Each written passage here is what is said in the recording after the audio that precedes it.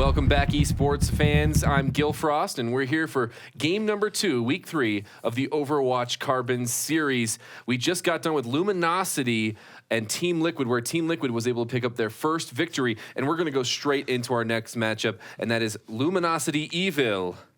Or LG Evil, rather. It's going to be rough. LG is short for luminosity. Yes, as it turns out, do the etymological root of that. But anyway, versus Immortals. And so this is actually the first rematch of the series as well, so it's pretty momentous. Do you have any initial thoughts coming into this matchup?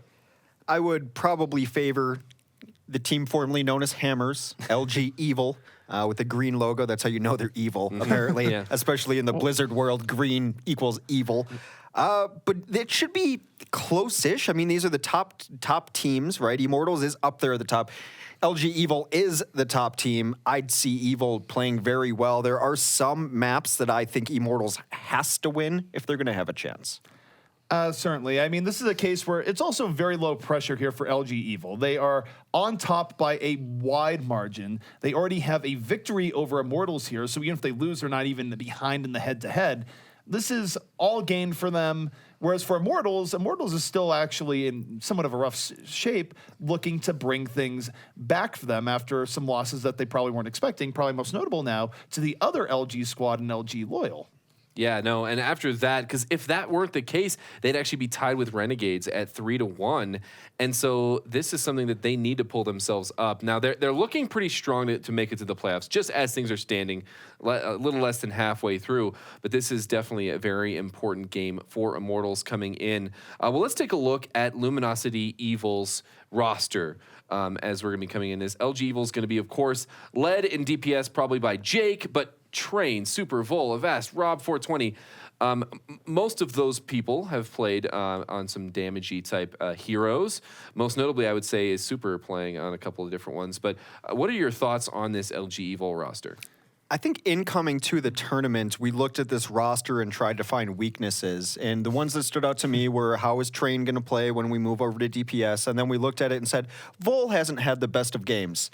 Dead wrong now. They've both proved me absolutely wrong. You look at that roster, which is also exactly what we were saying about Immortals coming in, is you look at the roster across the board, they're all above average. They're all very good.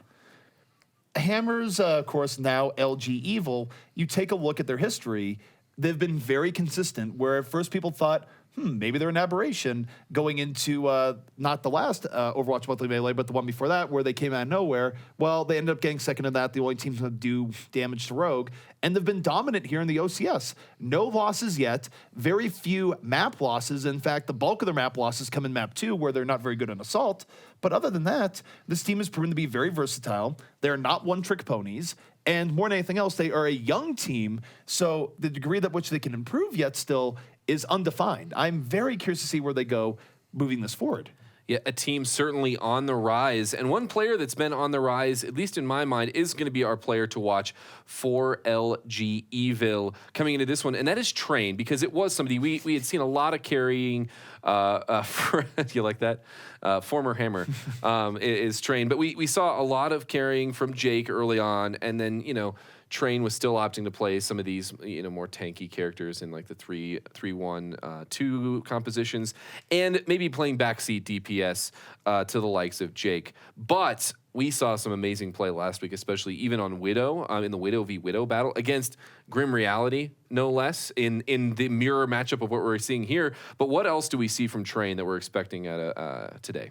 Well, from Train, of course, we saw him when he first came to prominence. He was playing things like Diva, but he has been more the flex DPS player here for this LG Evil squad, where what you'll see him on things like 76, where even when LG Evil runs more traditional, let's say a 3-tank setup, he's going to be in the back on something like a 76, providing that DPS option that teams have to actually get on. But to get through that, you have to get through the LG Evil front line, which is easier said than done. You mentioned that he beat Grim Reality when it was Widow v Widow, which is great, but Grim's not necessarily known for his Widow play. Of course, he's got your hit scan. If he beats Grim Reality 1v1 on a McCree, then I'm ready to crown Train. Yeah. But no, I mean, he's going to be important at very least. And actually, even I may have even misspoken there. He did really well, and Luminosity Evil was able to find victory in that game off of some key kills from Train on Widow. But honestly, Grim Reality had a great game on Widow as well. Yeah. It's just that the pieces didn't come together in their favor. But let's take a look at Immortals' roster in that case, as they're going to be coming into this with a thirst for vengeance. Grim Reality, as we were just talking about him there, been playing a lot more Soldier coming into this event than McCree, as he's been most known for in the past. Agilities, of course, rounding out their DPS.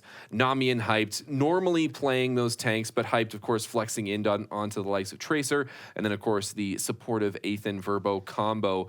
What stands out the most for UZP from this Immortals roster? Well, what stands out, of course, what is great that we've talked about at length before, of course, Grim Realities and Agilities, very consistent. I'd say Agilities of the two has actually been the bigger player to watch with recent contributions. I would say the part where Immortals has been struggling recently is if you think about the last meta where they were incredible, they did things like winning NGE and all the rest.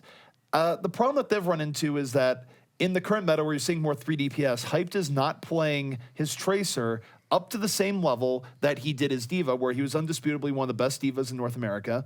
He's not necessarily super bad or anything like that when he's going here, but he's also not bringing out a crazy soon level of Tracers. So Immortals was once a team where you could say all 6 players were playing at a very high level. Now you could say they're all playing pretty well, but there are some weaknesses. And I think that their triple DPS part of things when they run it is not quite as dominant as what they used to be able to run in previous patches. They run a lot of 2-2-2, and I think they should continue to run more 2-2-2. To your point, just to elaborate, Hype has not been playing at the level he needs to be the third DPS, not to the level that these other teams have, but he can still off-tank very well. He's a very good flex tank.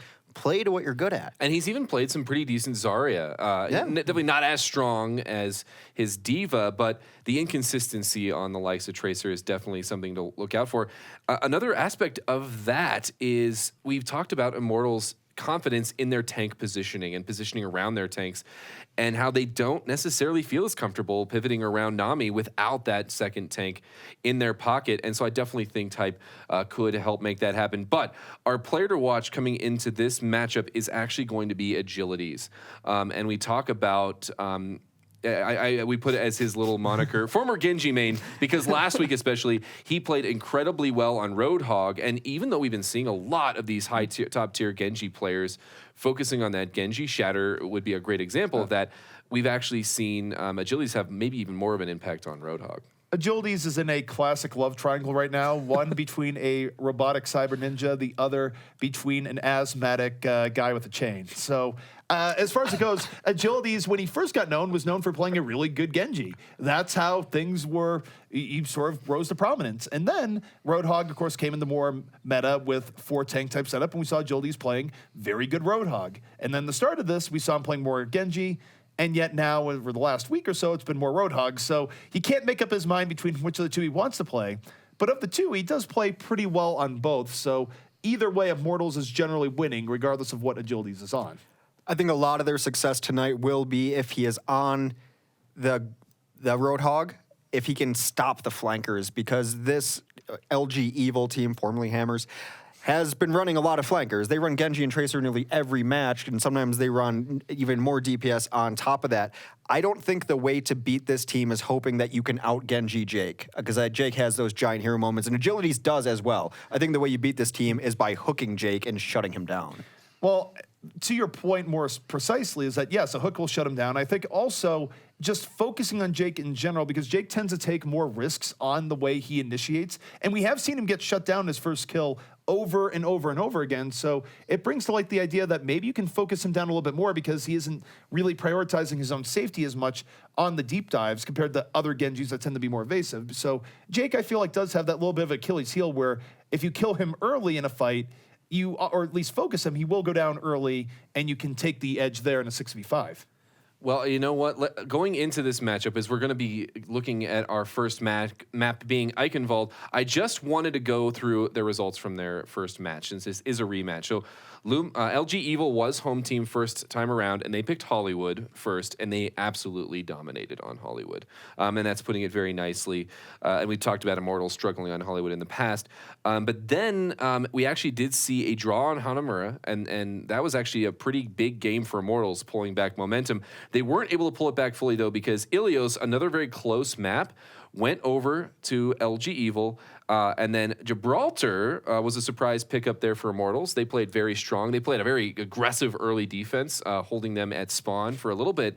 And they were able to find victory in that, but they ended up going down 3-1 in this series, with King's Row being the final map, going over to LG Evil. So Eichenwald, home team being Immortals, no big surprise here, right? It's where we're finally seeing home team come into it. This is a rematch that we had earlier, and now they get map choice. They're 2-1 on Eichenwald. Essentially across the board, we were looking at some of their stats. They're about 500 on everything. And like obviously they do better on Assault than they do on other things.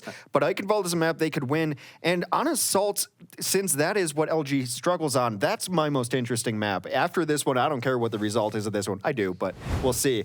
But if they can't win the second map, they're going to be in trouble. Absolutely. I mean, for Immortals, they've made a lot of their money off of Assault maps in terms of getting back in the series, always be able to push out to 4, where they really do like going to Gibraltar if they have the option. But now it will be interesting as we go in here to Eichenwald, because I do think that given the team histories, this does put a bit of pressure on LG Evil to strike fast and win this, because if you go off the map history, they're probably not winning on Anubis or Hanamura or wherever we go to next. No, that is next, and I think generally they will be hoping for a tie at best, but we've seen a lot of draws come from Assault maps. That is neither here nor there. What is here is Eichenwald, the lovely German castle. Well, we are here on Eichenwald, and of course Hammer's doing some of their ritual sacrifice here in the very beginning, offering their bodies to the water gods that might reside beneath this castle. No one really knows. It does look like they get a lot of rain, though, so maybe something's working. Well, something had to happen to turn Hammers evil. As this is Hammers Esports, from now on known as LG Evil, and we talked about a lot of the pressure being on Immortals, but when you get signed by a new org and you get to announce that, you want to come out swinging. So LG still has a lot to play for, a lot of fire in this team. Well, particularly because you have to think that Luminosity did not pay a super cheap price for this. Hammers was not they weren't an unsigned team. Let's just make that clear. Hammers is an esports org. They just weren't able to meet the salary demands, presumably, of Hammers, and thus they've given them off to breathe freely here as LG Evil. Well, defensively, we do have Vol on that Roadhog, as you see a lot of different compositions coming out of LG Evil, able to play a lot of different things. They're going to put Train on D.Va, a single DPS triple tank setup for the defense. And the defense right now holding this very far back. Hammers, of course, LG Evil now not willing to really go super aggro in this, but they do get Grim Reality early on. Jake able to win that 76v76, and now you got to think the turnabout is going to be in play, where they're going to be pushing back the attackers. And Train on the Nomi, that's about going to seal it here. There's 4 attackers left, but they're already making their way out, or at least trying to. Is Train on the D.Va doing quite a bit here. We didn't necessarily expect him to come in as D.Va early on. I thought it'd be on, say, a 76, but he's given that up to Jake, and the D.Va actually has caught Immortals a little bit off guard. Well, we had some questions about them switching to DPS, but I will say he was one of the most notable D.Vas in the 4-tank compositions. Both teams running triple tank with a single DPS, and I think early in that fight, Jake being able to win the 1v1 DPS versus Grim really set the stage for the defense to be able to hold. All right, the offense coming back in here once more. Immortals looking for that early hook, but they're not able to get here just yet. Agilities has been rather stymied. Vol coming out here at the whole hog, punishing Nomi immediately, and Nomi, without the help of his team, dies right away, and now offense is getting pushed back. Now, Grim was able to thread one through, takes down Rob. Now there's no healing support here for LG Evil, and you take a look at their health bar in the upper left here, Hex. They're getting poked down heavily. They don't have the healing power that they might otherwise want in this situation. We'll see how this works out. Jake, though, gonna try and pull this back. Here comes Attack Visor as Immortals tries to fall through on the ground time. Gets on the 8th and immediately, and this might still work out as Jake picks up 2. That fight on a razor's edge, and Agilities almost was able to take down Jake. Some nice patience there from LG Evil. There's a counter Earthshatter, maybe a sleep that went on there. Still trying to get some poke in is Jake, finally being aggressed upon by the enemy Lucio, but this still has not been very clean for Immortals on the entry as they continue to lose some numbers. 2 ticks down, but not quite decisive yet. Well, they still have to deal with Jake. Jake's been up here doing whatever he wants, and that's usually losing recipe. Either way, though, the nano boost is on the height. He's at 100% charge, and still not able to get on the super effectively. Super able to just space that out just right, and he even gets the return kill on the height. That is a disaster for Immortals. You need more out of your fully charged up Zarya than that. Well, if only the charge could go beyond 100 there, probably would have been about 400% there from Zarya, but as you mentioned, failing to capitalize on it. A lot of individual efforts have won this game so far for the defense of LG Evil, and I say so far, but only a minute left on attack. Not a ton to work with yet. Hyped is close to a Graviton. It is very close to Graviton. Agilities, there's the hook we were looking for. Rob 420 down early on into this fight. Going to be making this much more difficult here for LG Evil, but Super able to take down Nomi early on. Nomi's died first in most of these fights here. The trend continues, and here comes Vol, turning it back around. The whole hog off the flank, takes down 2 before finally falling, but that might have done enough damage to this Immortals backline that they're not going to get the point here, Hex. Only 40 seconds remaining. The whole hog was nice, but Super's Earth Shatter really set it up, made it an uncontested whole hog, and this team, when we first saw them, was based off the back of Super's hammer, and it's been no different tonight as having an exceptional Reinhardt performance. Last chance here for Immortals. Agilities picks one off again early on, sets him seam around the 5-6, but there's a nano boost on the Super, swing the hammer. Will it be enough? There's already 2 more that fall in here for the Evil side of things, and Immortals going to be stopping Evil here in their defense, going to be getting his payload moving. Grim Reality picking up the final bit of fall through here. Still have Vol on the point, but he's just far too outnumbered to make this work. So, LG Evil on the very final push, not able to hold it in. Immortals finding a way through, but it took everything they had here, Hex. They have very little in the tank as they move into second. That's right. They should be able to get some push here for the next couple of minutes as defense will hold pretty far back. I will say Nomi hitting a charge on his Super really opened it up, took care of the big problem that LG Evil has been presenting. Grim up here on the flank, waiting for his team to call out that it's time and it's safe for him to go. Super takes down Agilities off screen, though. They have got this high ground. He is going to get on Rob immediately. Grim right now off the flank, no one on him at all. But the fight is a little bit spread out. He's still able to take down 2. Vol, of course, fully caught out here. So Grim just picking up the scraps of that fight. But for Immortals, when things have been getting started here again, Hex, I got to point out Agilities, who the last 3 fights has gotten a hook to open things out. In the beginning, LG Evil is doing a good job of avoiding that, but not so much over the last few minutes. Well, that's why we had the Roadhog meta for as long as we did, the ability to completely change the fight with one of those abilities. Grim's still up here, though. It's a great way to punish an aggressive team. As we saw before, he's going to get bullied down, but not before Jake goes down to Agilities. Well, while he's repositioning, he's not doing any damage, and this opens up an opportunity for LG Evil to bring this right back. Vol, whole hog up again, moving in with the rest of his team off that sound barrier. They only pick off 1, so now they need to back up a bit. I will note that the one they pick off, Nomi.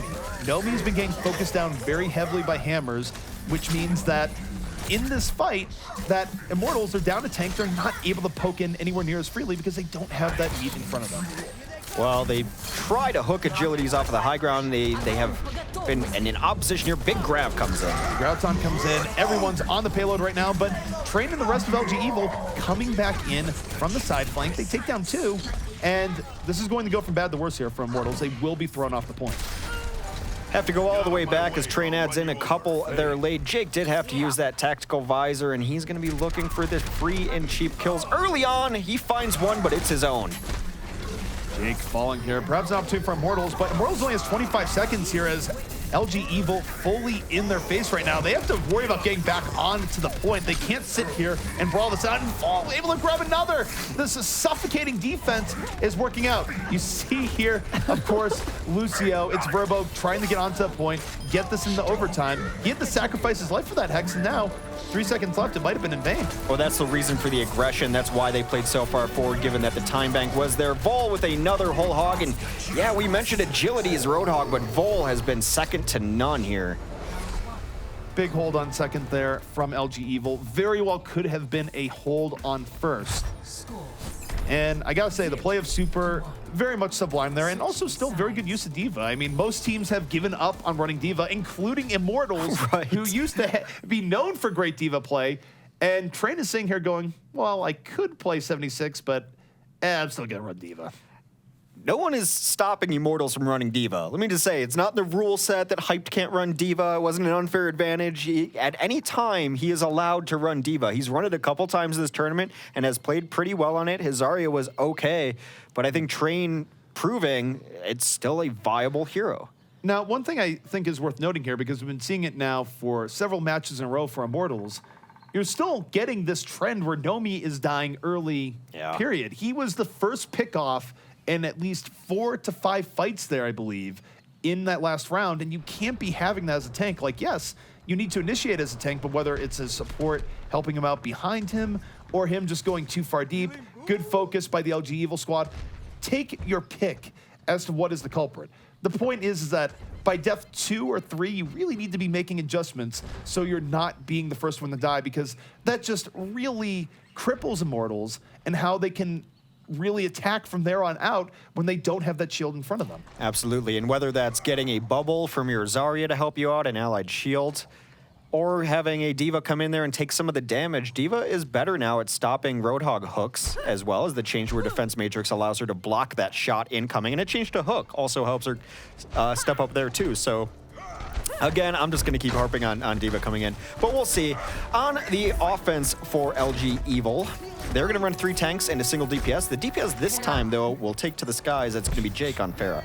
I'll note that here that this is not an all-in on Pharah. Jake is going to have to make his own opportunities, but Jake is used to this even when he's running Genji. Oftentimes, he's just the lone guy on the flank, and it's more of a distraction for him rather than looking for the big DPS opportunities. It's a little bit of a different way to go Pharah, but first fight here is underway. LG Evil not wasting any time and getting in onto this point rather directly. Agility's having to back off, but while he's backing off, big opportunity for LG Evil to get early pickoff, and they are all over the point right now, Hex, just looking for this first kill.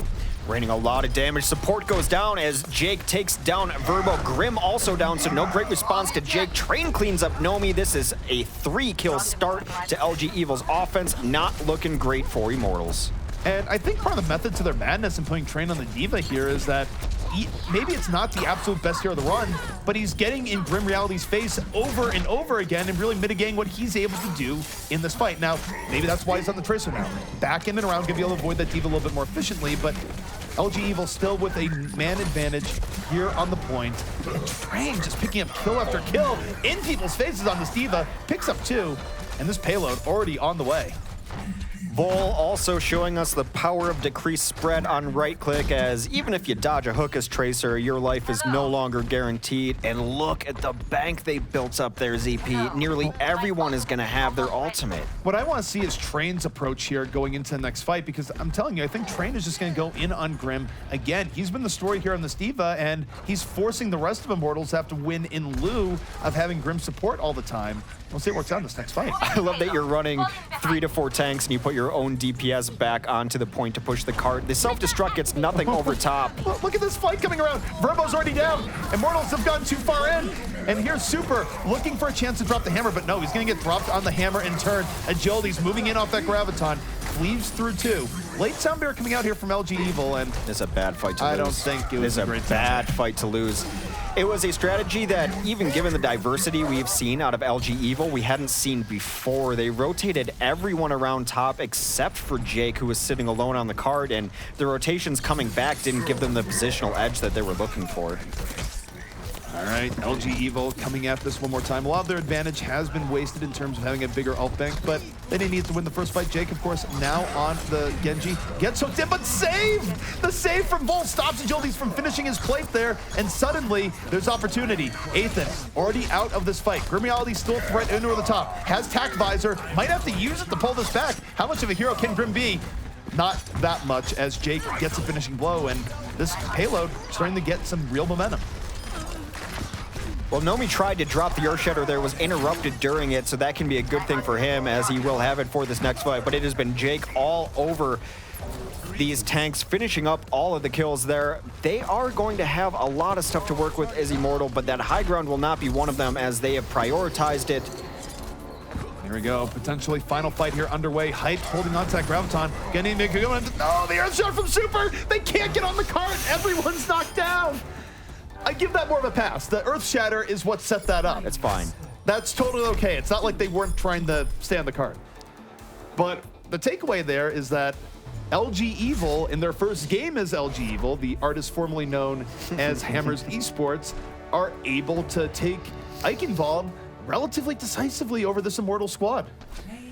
Immortals map pick, and it's good to see Super back in this play of the match vignette, as he was what was always the standout when they were running 4 tanks. And I don't think he knows he has a shield. Someone should let him know. I mean, why do you need a shield, Hex, when you have a rocket hammer? Think about that. It's not just a hammer. It was actually a rocket. And so think about the strength it requires. He's not actually swinging it. He's holding it back from flying out of his hands.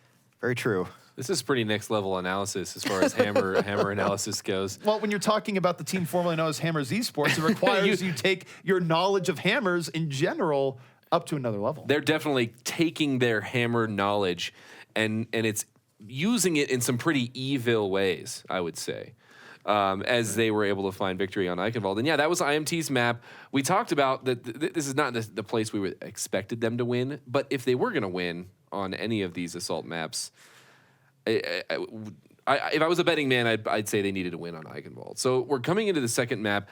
IMT is going to have another option of picking here.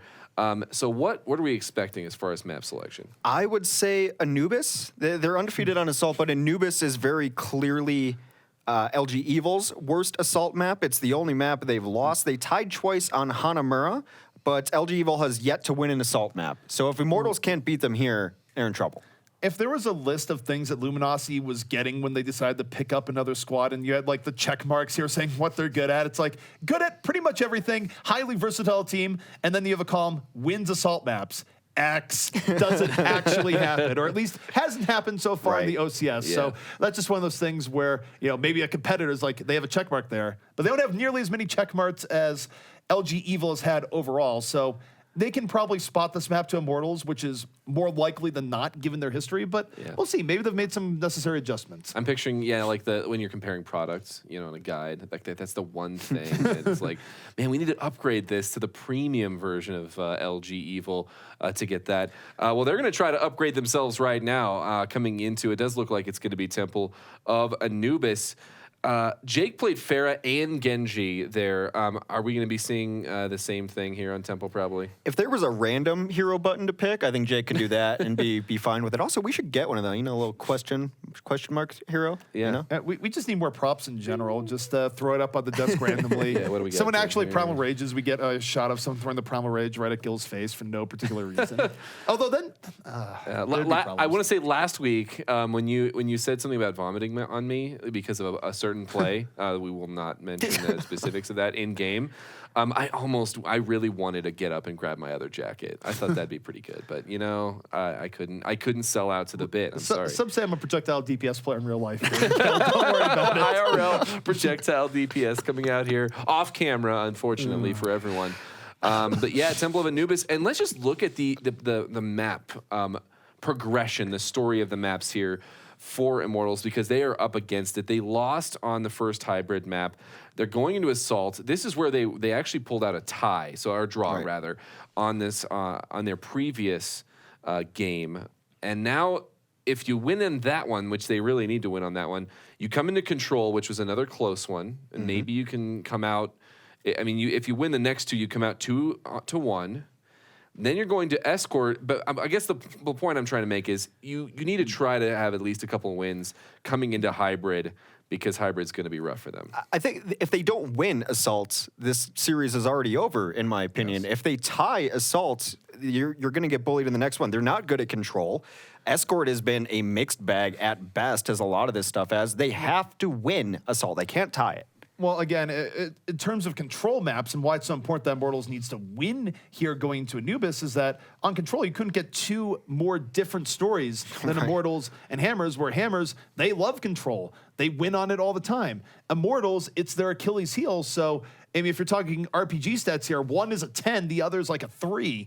So certainly for Immortals, they have to win here on Anubis. They're probably going to take the L on Control. And then for them, they have to hope that they're practiced enough on Gibraltar to win that and then force them at number 5. I feel like that is the most likely path to victory here for Immortals, because they're already in kind of a rough shape. They are in rough shape indeed, and with how this team formerly known as Hammers, that is LG Evil, I really need to stop doing that, because it's gonna like become natural, and then I'm gonna have some issues. But we are going to see them face off right now as Immortals tries to tie up the series, and with their backs up against the wall more so than ever before on a second map of the match. Take it away, gents. Well, we are here on Temple Anubis, and Hex, we're going to see if LG Evil, if their new branding as part of the Luminosity organization is going to help them here on the defense. We'll see. I mean, for them, their best hope, their best result, I should say, in Assault thus far has been draw, so they have yet to win. Yet to win. I think a lot of that, when I think of them on Hanamura, just as an example, was their coordination towards going into the end is simply poor a lot of times. They were running a lot of DPS. It didn't really work out for them. But it seems that maybe even post Overwatch Monthly Melee, they've decided, oh, that's right, tanks are still very good. We don't have to prove the point to teams anymore that we can run everything, because they can run everything, and they've been beating up on people with more tanks lately than they had prior. Well, one thing that I think is interesting here from LG Evil is that they will be running the Diva here again, and I think that in part Train is comfortable on this, but I also think it's part an adjustment to really just neutralize Grim, put a defensive matrix in his face the entire time, and see where things go, because that certainly was a big problem for him back on Eichenwald, and we'll see if it's a problem for him here as he tries to make waves here on Temple Anubis, although there's no water anywhere nearby. I'm not sure he's making waves. A full-on dive. Maybe those sand waves, you know, sandworm, same wave, same difference. Ethan is going to be on Zenyatta, hyped onto D.Va, so some changes coming in for this offense. Very excited to see how these players go. Agilities already takes down a Vast. That's a huge kill early on, nerfing the support. A Voss just a little bit too far up front, but now it's going to force the rest of LG Evil to play this 5v6. Agilities, no one's even looking at him up here. He's just like, all right, I'm just going to dash, melee, whatever. But while this is going on, Train is bringing it back. He's been having a wonderful time here on D.Va, both on Eichenwald and now here on Anubis. So we'll see if it's enough. Grim, though, with the Pulse Bomb, takes down Super, and that's a big threat off the kill. And yet Train still being the glue here in or the top. Agilities, stop trying to make that thing happen. That's not going to happen. Yeah. He went in 3 times and got nothing going on. Yes, you can 1v2 sometimes, but not those 2 players. And off of that, Jake's going to rotate to the low ground. I have to question some of the target selection there from Agilities. He might have been better off helping in the ground war. I know you have to force Jake to not do whatever he wants, but I think the target selection was fine. The problem was he wasn't landing his shots. It was just poor execution for the amount of time he had alive. It's like watching a guy in the NBA just like miss 4 shots in a row. It's never pretty. in my case, those are usually free throws that I miss in a row, and usually at a carnival. Jake comes in, tack visor going on. Nano visor in on this fight. Hype, though, gonna be neutralizing a lot of it there. Ends up giving him his mech for the cause, and still, he's able to pick off effectively, too, between the mech and the support kill, and Jake finds 3 anyways, so Hype is trying to neutralize him that entire time there, Hexen. Still kind of failed. Jake the Unkillable continues his reign of targets. 4 kills during that. Just elimination after elimination. Super's going to come in, take down Hyped. So far, this offense has found no purchase. Perhaps Agilities can pull it back. He will have Dragon Blade up, but not able to take down these targets. The only squishy he's got is Jake, but Jake's got Rob in his pocket. Well, for Agilities, he has been the man of miracles, probably the most consistent DPS that Immortals has had. His time, so Jake going down already. Golden opportunity. Gonna get the Bionade early on, though, so can't really rely on healing. But still, a lot of momentum here for Immortals as they roll right in. Agilities, though, under pressure, gets too far into the building, ends up getting taken down, but the rest of it going the way of Immortals. Nomi juggling people inside the building, even a self-destruct for good measure. Diva on Diva violence, and this should be Immortals' point, but LG Evil able to find more time in defense there than expected. A minute 20 on the clock as Immortals is going to get this. Yeah, very good for them. The nice thing for the Immortals attack, though, is that they didn't have to use the ultimate, so they're going to have a small advantage here. Train on the defensive Sombra. Even if you're not a fan of this LG Evil team, you have to be a fan of some of the compositions they run. Very unique. Train right now on the Sombra. We're curious how long this is going to last, but that is one very hacked Zenyatta. Does get Sunbird right after his Grim. Takes them super early on. Already a 6v5 opportunity here for the offense, and the defensive Sombra actually gets on the Nomi, has the EMP, and blows it immediately. That's going to undercut the rest of Immortals here, and it was certainly going to send this push the way of LG Evil, although we'll see. Immortals surprisingly living for a longer period of time there, but the hammer does come down from Super, and no kills from it, Hex.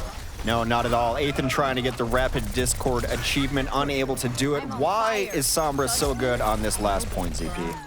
That is a statement that I'm not sure is quite Really? a fact. I like it. It's not terrible, but there's an opportunity cost here. The upside is that you can hack the packs, make it so for any longer fight, it's going to be difficult to use them. Also, when EMP is up, it makes it difficult to get a flawless fight that you need on Assault. We see her on this point more often than we see her anywhere else lately, though. I think a lot of it is those packs and the flawless victory. Also, when a team runs a Zenyatta, you're begging to get Sombra on as well. Very good against that Zen, and that's where you see most of the priority target going. They're going to push them back at the very least.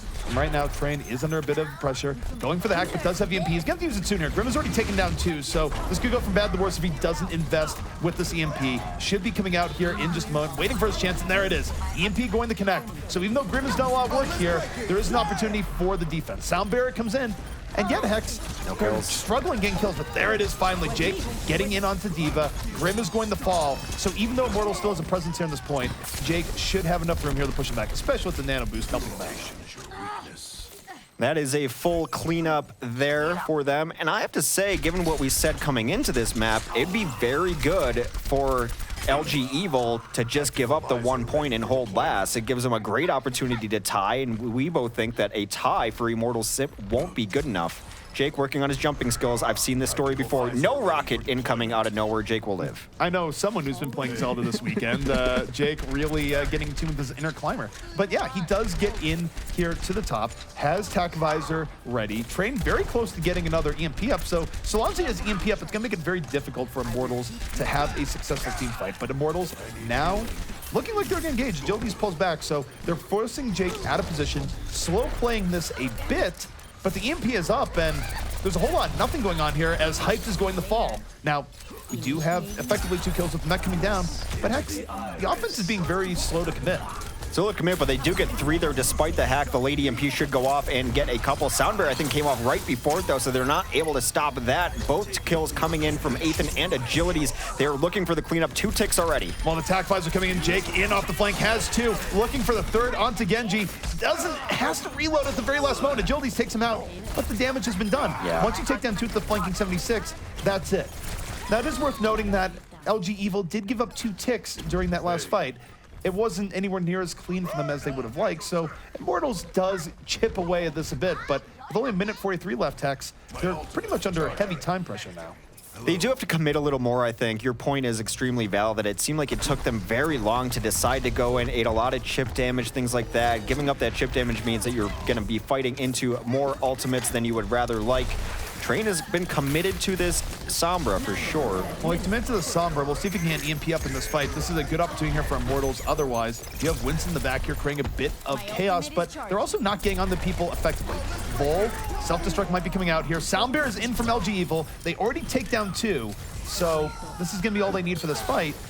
And this might be pretty rough here for Immortals. They have 1 final fight left, and they're going to be doing it against EMP. Not a great situation. Verbo's been targeted early on, and one of the reasons for that is there are no packs for you to get. If you take out Verbo, that is the majority of healing on Immortals, as they've been running a Zenyatta most of the game. Zenyatta can be great, very good at doing damage, not so great at keeping a whole team alive.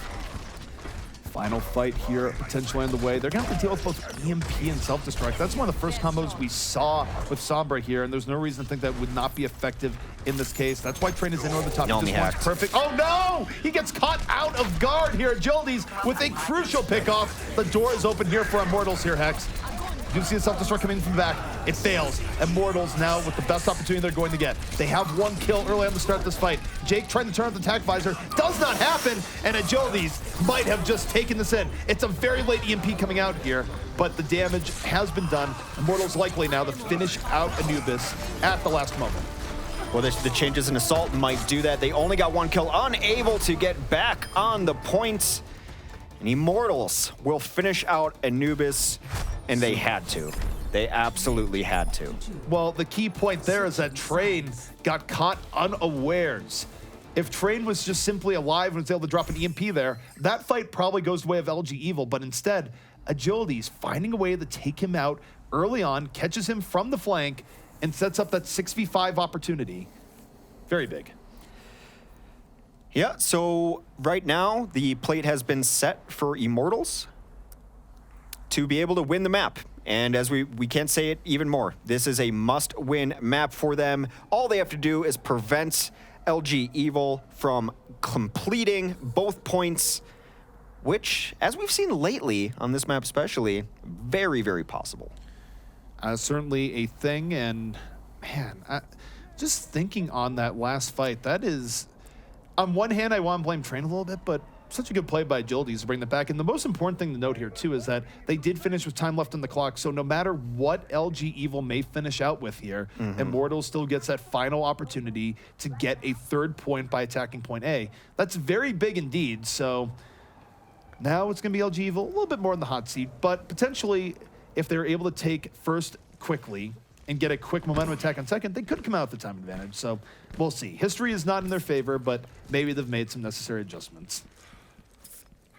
Immortals is going to run a 2-2-2 defense for the moment. Nope, Agility is going to switch off, going full-on dive defense with the supplementing fire of Grim Reality, who will very likely be on the high ground as that Soldier 76. We've seen the spot for Soldier 76 on this map. That's where every single one sets up. Be interesting if Jake comes out here on the McCree. It'd be the first cowboy we've seen all night.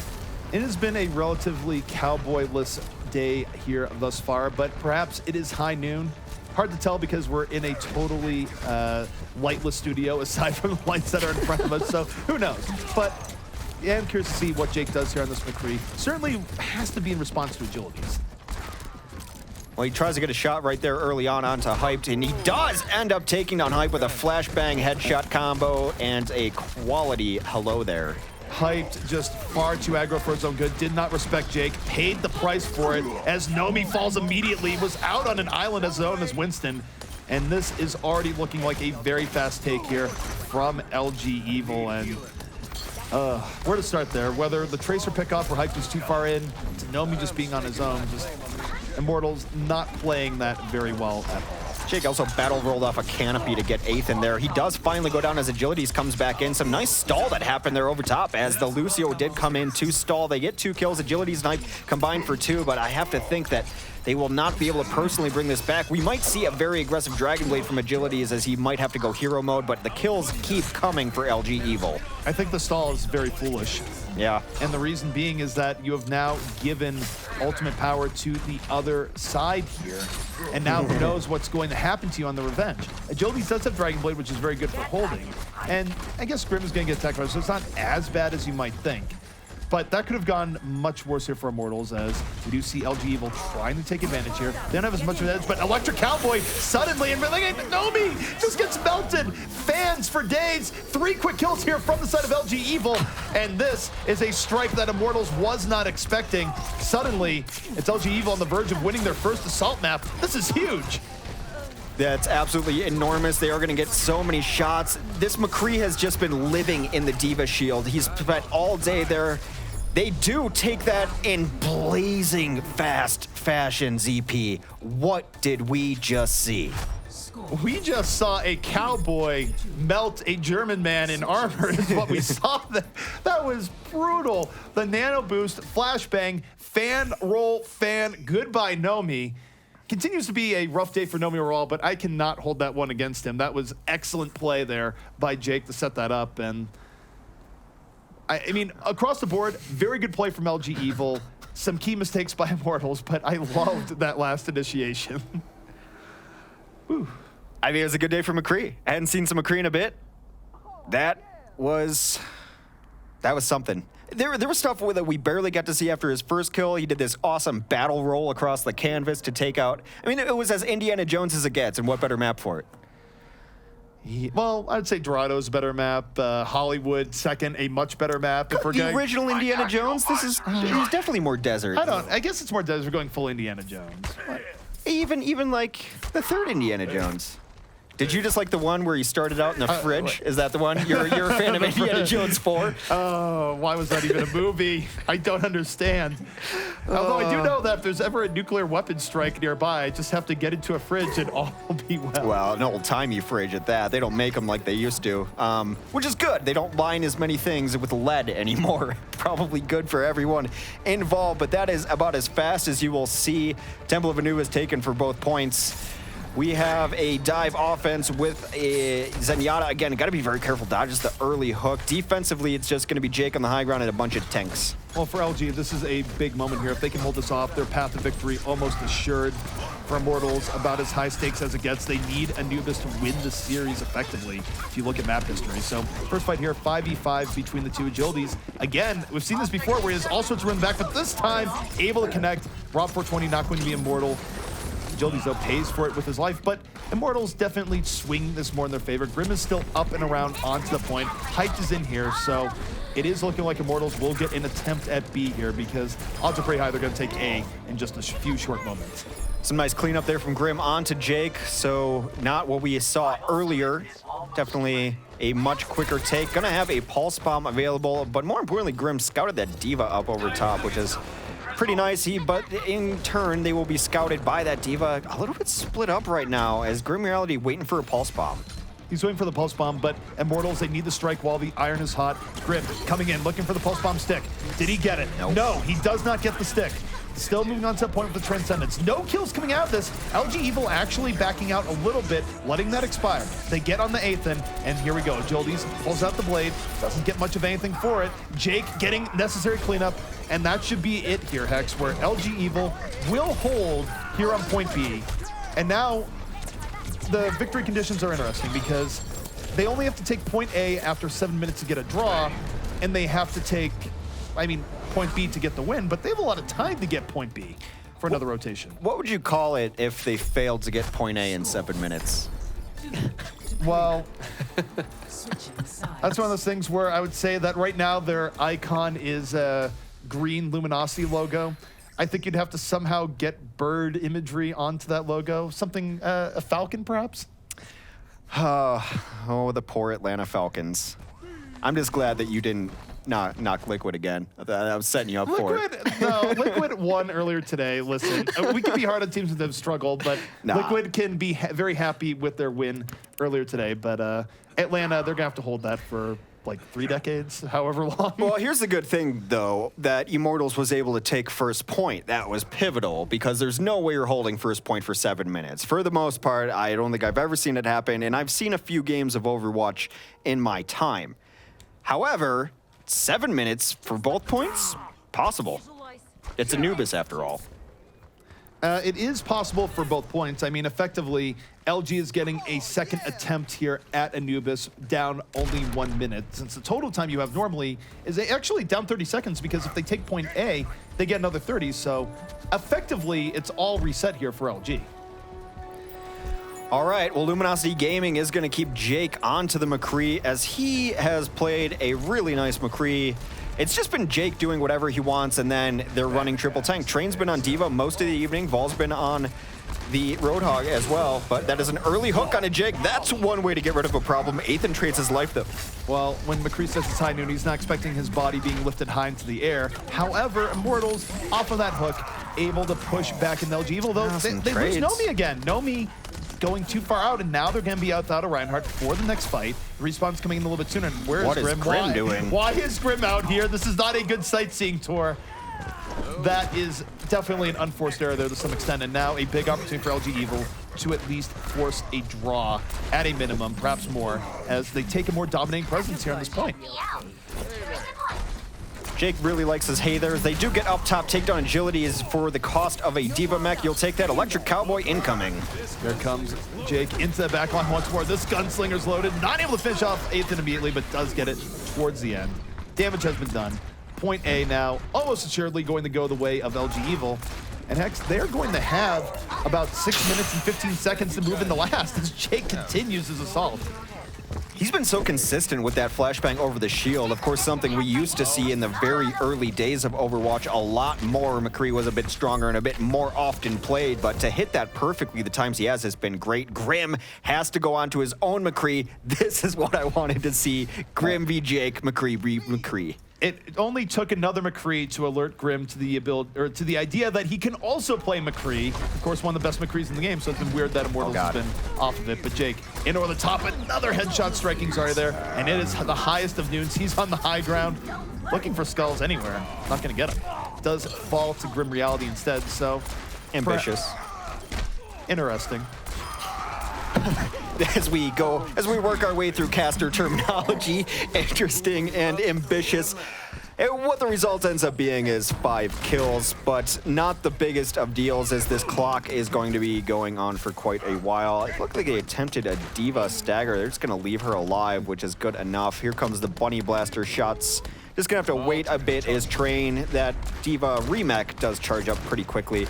Ult advantage is in Immortals. 5 minutes left for LG Evil, who is now playing with house money. Worst case scenario is a tie. Well, knowing that for LG Evil, I'd really want them to save ults here and just drain out some of what we see on the 7 Immortals, but I think they're going to go for it. Yeah. I think they're going to go for the self-destruct in or the top. They almost have a nano boost as well, so they have a decent opportunity. Oh, they don't get the Earthshare off in time. Reinhardt interrupted as he goes for it, and suddenly Nomi going the fall. It's Deadeye coming out here from Grim. Does not connect as Jake now pushing the point, and there's the Earthshare coming in. A beautiful Earthshare from Super. Gonna knock down 3. More disruption onto the back, and LG Evil on the verge of winning through Anubis a second time here for a total of 4 points. They're very close here, Vex.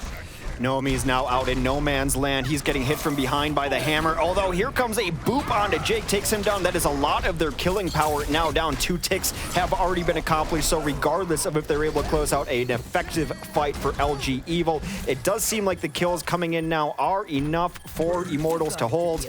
And one of the reasons you don't see D.Va that much anymore, stagger time. Sleeper.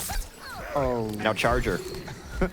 Bop it. Yeah, Twist it. Yeah, I was exactly what I was thinking. I was like, bop it. I was like, I'm glad we're on the same page here. If Bop It was played with D.Va screams, then yes. Well, Train does go down late, getting very aggressive here. I'm not sure how much I like this so far back. They will get the kills that they need, but using ults defensively when you have to hold for another 330, and now the kills are coming back the other direction to go down for Immortals. Have to be careful to not lose anything more. I think this is okay here for Immortals. They should be reset up. The question is, if Nomi is back, he was the last one to die. Should be back onto the point here in just a moment. So, yeah, they didn't lose anything from that, although it might have been a little bit worse. But here comes LG Evil again. Nano boost in onto Vol. That's going to be the whole hog, clearing space. The counter graviton in from the defense, but gets nothing. There's no fall through because of the whole hog. Vol countering that pretty effectively. 4-1 in favor of LG Evil, and Immortals not even able to maintain control on the point. This has gone from bad to worse here for Immortals, Hex, because this was the map they should have won. This is the map that LG Evil has struggled on all throughout the OCS, but they pick up their first assault win here, and suddenly Immortals, just to keep things alive, has to find a way now to win on control. Far easier said than done. I said that a tie wouldn't have been good enough. A loss, definitely not. I don't think they were prepared for Jake's McCree. I wasn't prepared. We were not prepared. Well, there is a reason why you do see that Illidan spray everywhere. I'm just sad this wasn't the Electric Cowboy double roll, because that was good. One of his worst plays of the night right there was play of the match, but that's okay. That's how well he played. He played great all throughout on that McCree, and that was definitely the difference for me. Yeah, I'm not going to lie. I am not satisfied with that McCree versus McCree matchup. No, not enough. It wasn't even really them versus each other as much. They both had a few things that they did, but I feel like Grim just didn't have the same support behind him. So I guess really taking this apart, how were they able to get second so fast on their first assault? Electric Cowboy. Electric Cowboy, right? On the very first time around, what more can you say? Nomi got flashbanged over the top, and before he could even exclaim, guys, I'm getting focused, he's dead. It was electric, fan, roll, fan, gone. There's really not much more to say. I mean, it was a very nice initiation coming out here from the side of LG Evil, and clearly it caught Immortals off guard, and frankly, caught the cast a little bit off guard too, that it was that effective. When McCree's getting supported like that, he becomes a terror, and I talk a lot about time to kill. One of the only heroes with a better time to kill would be a Widowmaker, but you get flashbangs and headshots on most heroes, they're dead. Fan for the big ones. Fan used to be more powerful, if you remember that back in the day, but he was living in the defense matrix. He was living inside the defense matrix. They couldn't get any kills on him. They worked so well together, and yeah, it was just flash and roll, headshots. He wasn't missing much. I just had my head in the clouds there for a moment, thinking of a pre-nerf Fan the Hammer combined with original nano boost. Oh god. That's what I'm saying. This is what keeps the being a take casters would up never be late at saved. night. Like, he'd be a take like, no. Please.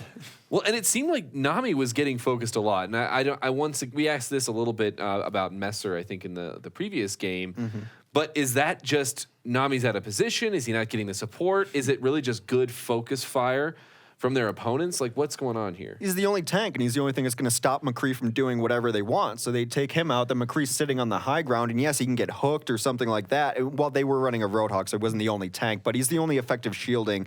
So when you get the shield down, and that's always been the pivotal war between a McCree and a Reinhardt. Can the shield go down? Then I can win. I think it's symptomatic of the fact that we have been seeing Immortals run different compositions compared to the last patch, certainly. But I don't think there's any getting away from the part where Nomi has definitely been having weaker games over the past 2 weeks. He's been dying first in a lot of these team fights throughout even today. You can't have that happen that consistently as a tank. I think teams have been keying in on the fact that he's been going in a little bit over aggro and punishing him for it. Even on the defense there where they were diving into the spawn point, who's the one person that dies as they're backing up? Nomi. So I think it's a mixture of things. I think it's part their shot calling. I think it's part how much support Nomi is getting. And it's also Nomi not adapting to these things and going, well, wait, every time we do this, I die. Maybe I need to not go in as much. I need to change what's going on. But he has been getting focused down early quite a bit. It does seem like they're having a hard time finding themselves, if that makes any sense. I mean, they picked up May on second point, trying to make that work. That clearly did not work. I think we saw a few seconds of delay, but didn't get any key walls. Certainly didn't have enough time to get Blizzard up. Then they're like, well, I guess we'll pull McCree off on the second point. And we saw how that worked in the end.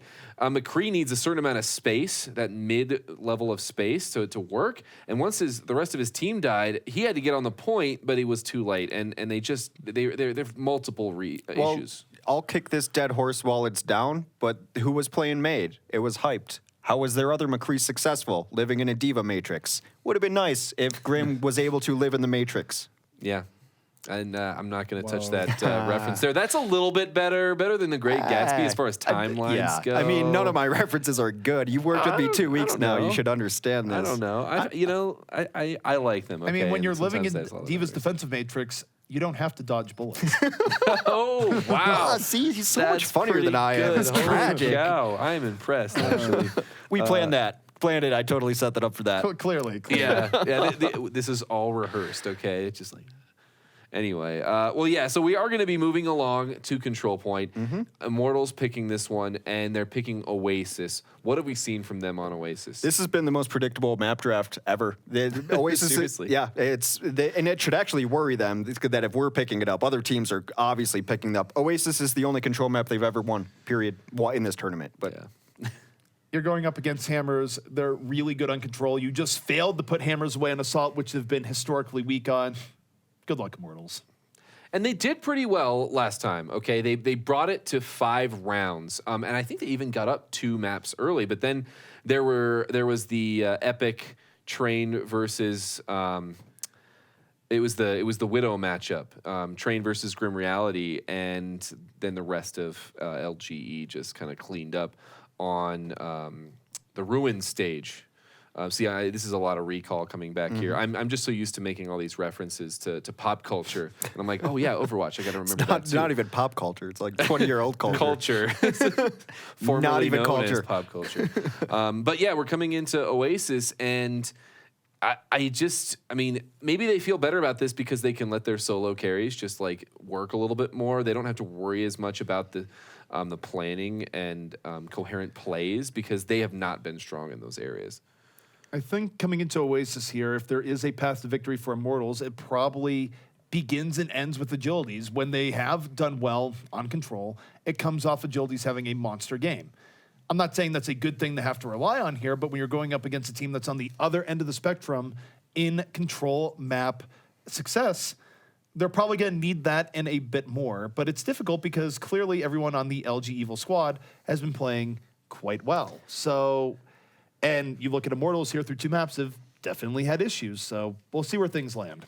You think about where players would be on Oasis and Oasis different stages. It would be Grim usually on the high ground in every single one of these. And why Agilities has to step up is because the person joining them on the high ground has been trained every single time. They're getting very well acquaintanced, much of the chagrin of Grim Reality. He's been in his face entirely. So that has always been the plan against Immortals, in my opinion. LG Evil has done it better than most, so a lot of the burden absolutely falls on Agilities. Failing that, maybe hyped if he's on a third DPS, but it is kind of all on Agilities. Through no fault of Grim's own, they've just been focusing him very hard. Yeah, I really want to see Grim on Tracer this time to give him a little bit more ability. He has been struggling to find his stride. And honestly, the meta doesn't even necessarily favor the McCree.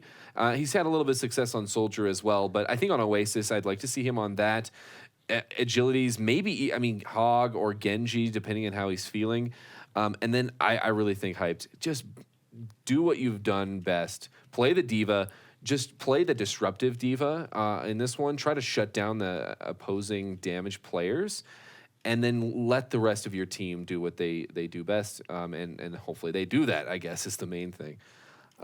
Grim on Tracer would also allow him to avoid the diva. I think that should be priority one for him. He can actually get away from a diva. Yes and no. On one hand, you're getting away from the diva, but if you saw in this, Train was more than willing to just be in Grim's general area. And then at that point, you're almost playing some form of zone defense where Right. just, well, I might not be able to get on Grim directly, but I can get on the targets he's trying to get on, throw down the Matrix, and make his life very miserable. So it is interesting, the obstacles that Grim has had to work around here, certainly. Teams have been making it rough for him.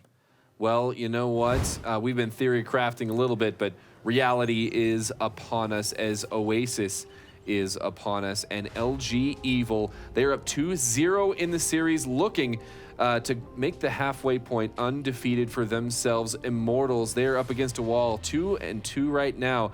They are on the verge of either going negative or positive in their win-loss ratio, and they are going to have to win right here on Oasis.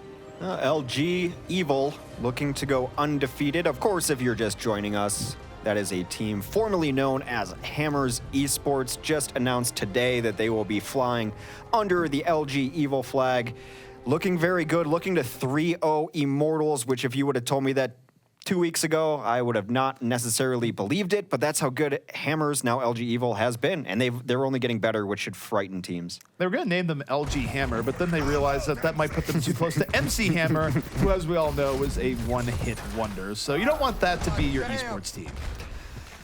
Well, too legit something. I'm done with that. All right, anyway, so they're coming in. Grim Reality is going to be on that Tracer, which is very good for them. What do we want to go? 4 tanks for LG Evil coming in. That was their classic style early on. Nomi takes his anger out on Super right into the wall. That was a paradigm shift for Nomi. Usually it's the other way around, at least it has been tonight. But because of that, Super's out of the fight immediately, giving lots of room to Grim Reality as he picks up 2. So Immortals coming out strong here on the University in Oasis. They're going to get that first cap.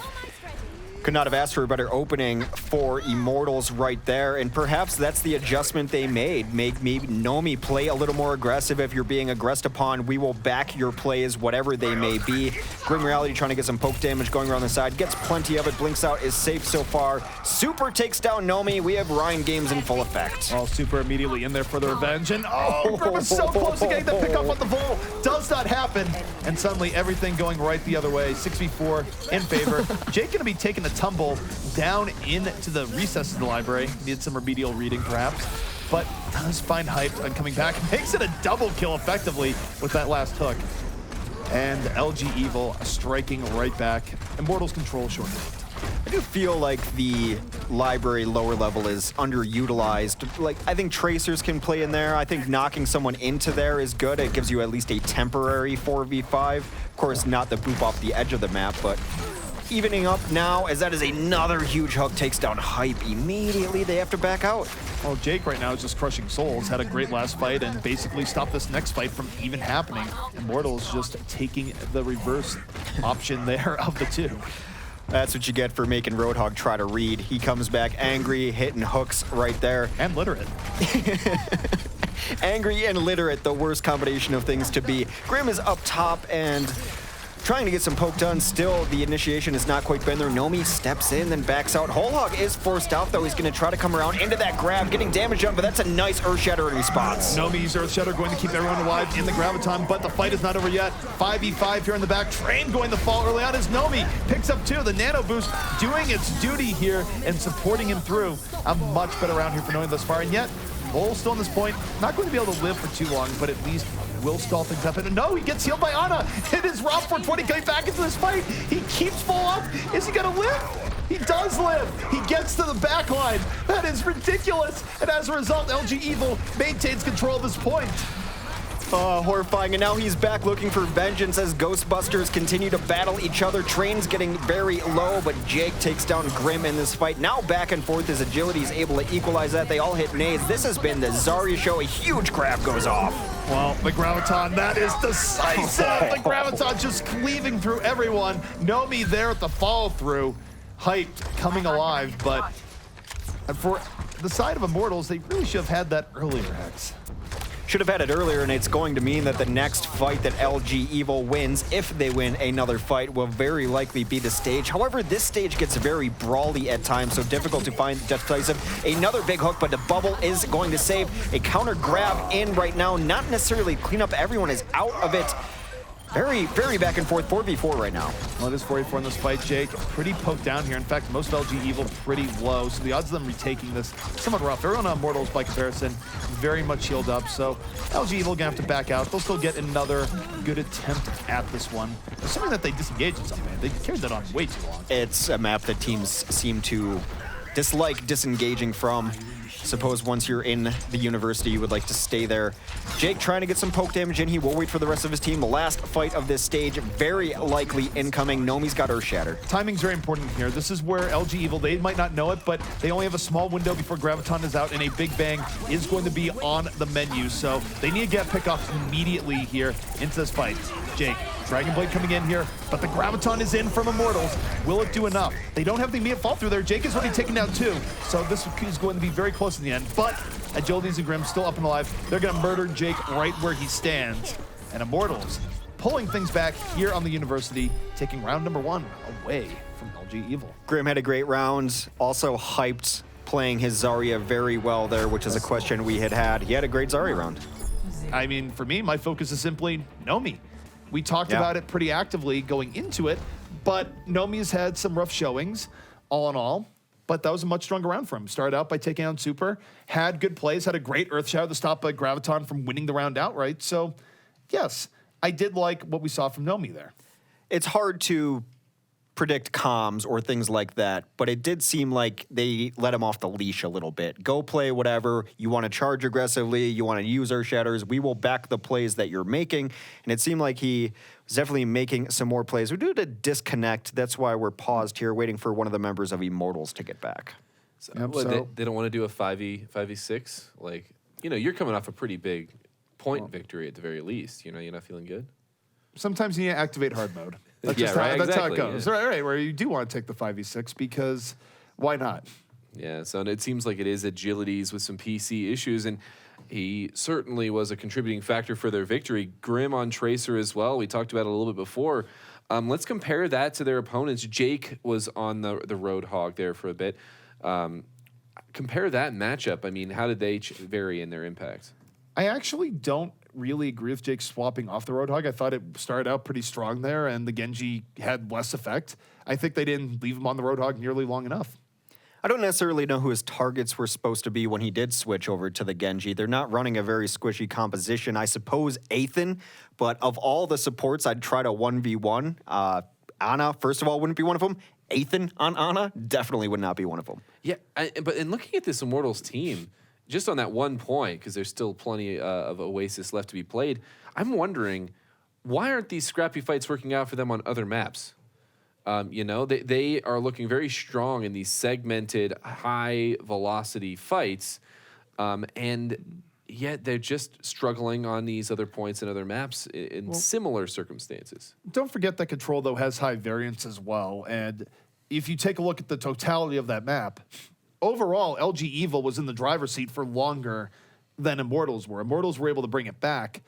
It was a better showing for them. I'm not convinced that that really is proof that they're better on Oasis than other things. I mean, I think that worked out. I think that's too close to say that they defeated their demons. I mean, it's great that they got the round victory there, but we've seen LG Evil crush hopes and dreams and Control before. Yeah, well, and honestly, I think if I'm looking back, Immortals has had strong early showing on control point maps. I think they probably have won almost every single of the first points, and multiple times they've gone 2 and then reverse swept in these series.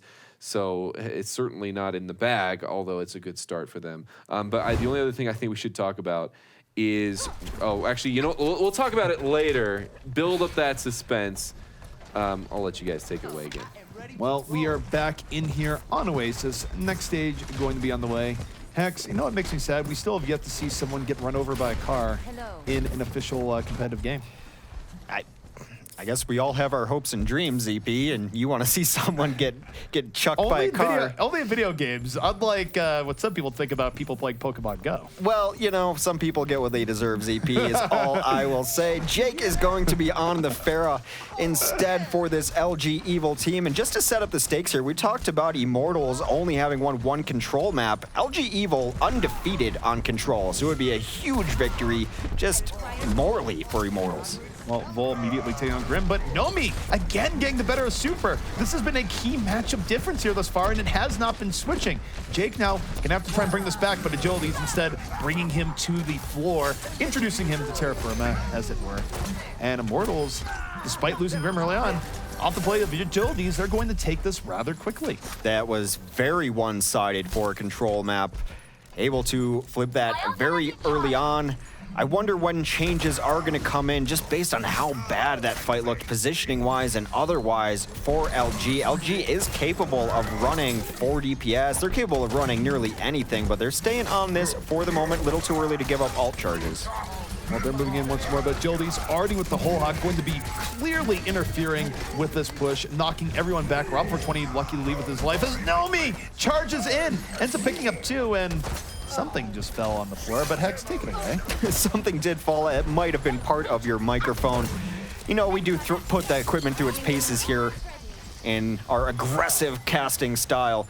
But this has been all Immortals thus far. Grim Reality has his Pulse Bomb, and Hyped is going to have Graviton up too. So the moment they try to push through, unless Train hits a great defense matrix, they're going to be a very susceptible Big Bang. But here goes Nomi again. Nomi diving right in. Agility's with his backup, this 1-2 tank combo, but Agility's a little bit far out. Meanwhile, Justice raining from Jake. Doesn't do a whole lot, but will zone people out at least a little bit. LG Evil coming back in. Over the top, Jake looking for positioning here. One rocket directly to the dome, looking for another as Ethan bites the dust.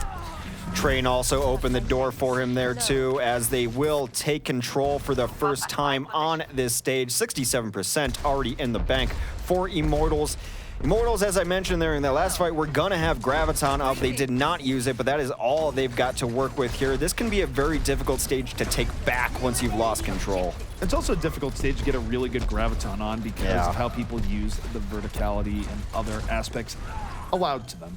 And Jake right now, more than willing to just come in over the back, looking for Ana. 1 rocket, 2 rocket. Does not actually get on the Ethan there. Ethan able to get away at the very end. And there's a Graviton Hyped is looking for. Pulls in 2, but it's going to be met with the sound barrier. Both teams dropping the beat. As Jake just looking for a target here, coming up a little bit dry, but meanwhile, this is still time that LG Evils control the point Hex. They've never been comfortable going in because of all the pressure put on the supports in the backline. Speaking of that pressure, Rob goes down to Grim. Grim also takes down a Vast. No supports alive for LG Evil. LG Evil gonna have to stay on here with grit, determination, and a little bit of Roadhog special something, whatever you want to call it. Jake still coming in off the flank, so despite being down supports, they're able to keep the zone relatively out, Hex, and they're about to even things up, 67 to 67. He's been playing very far away from those hooks since Agility's caught him early on, and now he's found a little perch that doesn't even require him to use fuel up there. That is going to be a barrage, and that is going to be a hook. Able to get out, though, gets boosted to stay alive. The nano boost keeps Jake in, and Nano Fair, I'm surprised I don't see it more, but he's in on the back, landing good rockets from behind, being a distraction. While this is going on, 5v5 on the point. Rob 420 has died, though, so the healing for LG Evil going to be less. And Nomi picks up 3. This has clearly been a different Nomi here thus far here, Hex, but might be too little too late in a sense, because even if they win this fight, which is not guaranteed as Train is bringing it right back, they're going to be up against 99%. Very true. Vol will go down. Train also not long for this world, as they might even try to stagger him, though Agilities finds himself at the business end of Super's hammer, still at 99%. And it does seem like, wow, that is a huge rocket, takes down Ethan. Yeah, they want to fight this. Ethan tried to jump over that, did not quite work out in his favor. 4v4 right now on the point. Jake, though, no pressure on him, looking for another support. Adds it to his tally. Down goes Verbo. And this has been pretty good here from the side of LG Evil. They're able to stall out, get the reinforcements, and Hyped not able to extend the point. Got the grab. Did not get his feet on that ground, which is so important. No answers for Jake in the latter half of that. Once he played out of Agility's effective range, he never took any significant damage afterward. I've said it before, I'll say it again. I really like Nano Farah. I wish teams would run it more often because not only is Farah doing a lot of damage with every single rocket, but you're also getting rid of one of her, or many primary ways of killing her is that she's squishier with the bigger hitbox, but you're not going to one-shot her off a hook with Nano Boost. You're not going to do a lot of things to take her down easily, so I wish teams would run that a little bit more. It's a great combination with Barrage as well. As time and again, we've mentioned that her vulnerability during Barrage is unrivaled in this game. You're a stationary target playing against people with great aim. Well, I never know what Justice reigns from, Hex, because we never hear the final word. It's Justice reigns from where? A something. From Anubis? I don't know. Check my best guess. Anubis has no reign. Anyway, Jake's going to stay on this Farah, and why not? They've given him no reason not to. Now focusing him down more with the Ana. They've switched over. Grim is going to be on the 76. That is a direct response to the Farah, but using the architecture to his advantage, dancing around, getting free poken. A nice little knockback going to push them off a little bit. There is a flanker going in on them, but Grim ends up eating his own rocket. That is a huge kill early in this fight, as now, who's going to even contest the Farah? Hook also on cooldown. Delicious, nutritious, deadly. That's a Helix rocket for you in a nutshell. Jake coming in over the top, just landing good rockets to keep Immortals zoned out here. Hasn't ganged the 1-2 to get a kill, but it's still clearly affecting Immortals as they're positioning and having the back far, far away from this. And meanwhile, LG Evil has the point. It's so much damage. Ethan can't even really show his face without eating a rocket. The angle is such that Jake's been able to put down a lot of great damage there. A hook is going to come in onto Zarya, so that means Jake's going to try to go clean it up. Not quite yet, though. Still untouched in the sky. That is a Zarya who has boost on her, so maybe not the most ideal target. Look at this diva save onto Jake. Jake getting his bacon saved from the Bacon Man himself in Agilities. He's going to go down, and now Jake gets a second go here at Zarya in over the top. Very back and forth here as the stage of Oasis generally is, but Jake finding a way through, picks up Verbo towards the end, almost picks up a double there, and 44% 2-0 right now. LG Evil in a dominating spot. We talk about pocket healers keeping Farah's alive. His pocket diva has done work for him. Train, you're not always seeing it necessarily, but he has eaten so much damage intended for Jake, made him a real issue to try to take down out of the sky. Give Train the credit for keeping Jake alive over the last minute. All right, so for LG Evil right now, we do have 3 ults left already. Hype going to be looking for this early Graviton. Hasn't dropped it here just yet, but does drop it finally. Gonna pull in 3 there, but they're well protected. Hype only coming up with 1, ends up eating the hook from Vol and the barrage. The hook was just to hold him in place. And look at this flank here from Vol. No one's on him. That is a deadly scrap gun. And though it's back and forth, Agility's trying to bring it back in. Grim Reality takes a rocket directly up the rear here from Jake, and he's still in it, gets the long range hook on the Agilities, takes out both DPS for the side of Immortals, and LG Evil holds on. Jake still mostly untouched in the sky. Everyone eats so much damage on the way in that they cannot engage on the ground level at all. They just give that up for free? We'll see. I mean, now they have to stand the point. They can't have what happened last round happen again. Do or die here. Grim coming in off the flank. Tac Visor moving in. Ends up losing the Tac Visor without getting much from it kill-wise here. 5v5 on the point, and Jake does hit the mark. Takes out his counter in Grim Reality. 4v4 here. Immortals fighting for their lives. Hype is going to eat a giant shot from Vol as they've taken to the sky to try to deal with Jake. Agility's trying to do so. Oddly enough, when they won Oasis, it was Agilities who had a great game on his own Farah. They don't have the answers, so Agilities gets hunted down by Train. Desperation in progress here. This is where they just have to get people on the point, period. Jake now playing goalie in over the top, just keeping Ethan away from the point. And we will see Grim on the point. He takes a rocket to the feet. Goodbye. Good night. He's already out of this. And a Justice with authority coming from behind. Jake with that final barrage. And that is going to give the round to the side of LG Evil. A lot of Jake and Bake going on there. I think you just gave him his new Twitter handle, if at all possible. Jake, we'll follow you on Twitter. Jake and Bake. Solid stuff. But in all seriousness, they had no answer for him. No answer at all. Even with Grim on the 76, he was getting poked down too hard. And meanwhile, you're focusing all that effort on Jake. There's 5 other guys on LG Evil who can make you have a terrible day, and they're doing just that. I've been so impressed with Train back on his diva roots. He's kept Jake alive in a lot of different circumstances where he should have died. In general, the thing about LG Evil is that while they have great individual play, the teamwork is second to none, and that's how you have players like Super that back in 4 tank meta were able to live under crazy diving circumstances. But next fight here underway, of course, we're back into the university. This is where Immortals started off with a round win. We'll see if they're able to do it here once more. No, not opening up with an early pick on the Super like he did before. Of course, as I said, that hook comes in, Super's going to fall. We'll see if Jake can work his miracles here once more. I gotta say, Verbo's got to be getting tired of Jake. He seems to be the first target every time on that list when there are not other supports. Oh, but there's another support. There goes Ethan. Jake bringing his team back from the brink. They all chime in on those kills. First capture goes to LG Evil. And there is a difference here, of course. Jake, the first time around here, was on the Roadhog, then swapped Genji. The Pharah is something that LG Evil has yet to have a good response for. And we do see Grim now no longer on Tracer, on the 76, clearly having Jake in mind for the swap up here. Anything to ground the Pharah at this point. He's playing so conservatively, though, not letting himself get into great effective range, and then when he does see a chance, he goes in. That is a hook onto Vol. That's a nice first pick as Grim Reality finishes him off. And now Jake, we'll see if he can make the crazy flank play happen again. Coming in, gets on the Nomi immediately, but that barrage goes absolutely nowhere. Didn't have the support for it as Grim just slowly picking apart the remainder of the LG Evil squad. But 40% to 0 here, Hex. They gotta be feeling pretty good about where they're at. Uncharacteristic play from Jake as I just praise him for his conservative nature of Pharah going 1v5 into a barrage. Not necessarily going to work out. Maybe if he had his diva with him, it could have helped him out a bit. But now Jake, off of the Pharah, is going to switch onto McCree. We've seen how great he can be on McCree, too. Well, Grim perhaps going to get a taste of his own medicine here, going to have to deal with shadows of his former self, back into life where he drank whiskey in a saloon. I don't know. Back, whatever cowboys do. I think they work on ranches. Well, that's the more standard approach now, isn't it?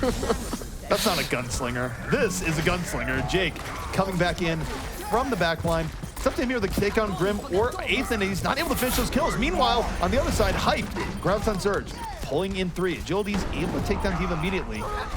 3-1, 4-1 in favor of Immortals, and that comes down to Jake there. Hex, he wasn't able to finish off that final kill there in the back, and he had the potential of taking both Grim and Ethan. If he does, it's a much different fight. The tragic thing about it right there was they weren't even looking at him. He had free shot after free shot and was unable to complete them like you said. Oh, no. That is a Helix rocket to the toes. Does not feel very good. Why are they still coming out now? I think they're just bamboozled. They don't really know what's going on after that. But we'll see if Jake stays in the Creed. Is looking like he's going to stick with it. Really one more solid fight here from LG Evil with how slow they've been setting up. So must-win fight coming up for them here in a second on this round. And a lot's going to come down the train here. We'll see if his self-destruct will hit pay dirt. Train can come in over top. Jake will also have a Deadeye incoming as they look to combo themselves together. They do find Grim out there, unable to finish as the Bionade goes down. Grim takes out Jake in this most stylish way possible, but that opens it up for the rest of LG Evil to come in on the point. I think Jake's okay with that trade as both their bodies just fly into the abyss together. Flashing Soldier streaking through the night sky, but Gildy's now looking to bring this back. Hook in from the top. Hog on high action, but Train going to take the initiative there. Train and Vol pushing it right back here for LG Evil, and Hex, they are going to retake this point. And now they have to win about, maybe I'd say 2 fights to win the round and win the series. So Immortals in more of a hot seat than they might have expected. I'd like to see Super set up where he was in the corner, waiting for them to come in, hopefully get your team to bait in and then get a giant Earth Shatter. generally what you're looking for when you put a Reinhardt in the corner, but of course the other team, when they don't see that shield around, knows what's up. So just gonna play really standard. They do let Nomi come in here and get some swings. Look for the flashbang, has missed it. Look for the Earthshatter, missed that too. Well, some shields just got ulted there as Jake looking for the flank, can't commit to it. Meanwhile, finds Agilities instead as Immortals coming in. 65 opportunity. Agilities is opening the door with his Roadhog play here. Super getting on to Nomi, so it's back and forth, but Agility's still full HP. Looking for another hook, it connects! Finds this opposing number, but barely getting saved in time. The Zarya shield keeping him alive for just a moment, but it's gonna be Grim here. Nano boost on the way. Here comes Sacrifice, sleeping! What a sleep! Grim, not gonna be as much of a factor here, but he is getting protected. Healed up here by Ethan. The threat of the ultimate is down, but Train still in this fight as respawns are starting to come back in. That was one of the best darts you will ever see. So crucial right there. Train is going to be out of his mech and then shot down, but that does buy time for Super to at least come in. They are staggering onto this point. Here comes Vol trying to get back in there. They got some big bodies there. They need picks early on. Earthshatter doesn't hit either, but that's Grim with the headshots. They should be able to flip it back over. They do. Desperation time.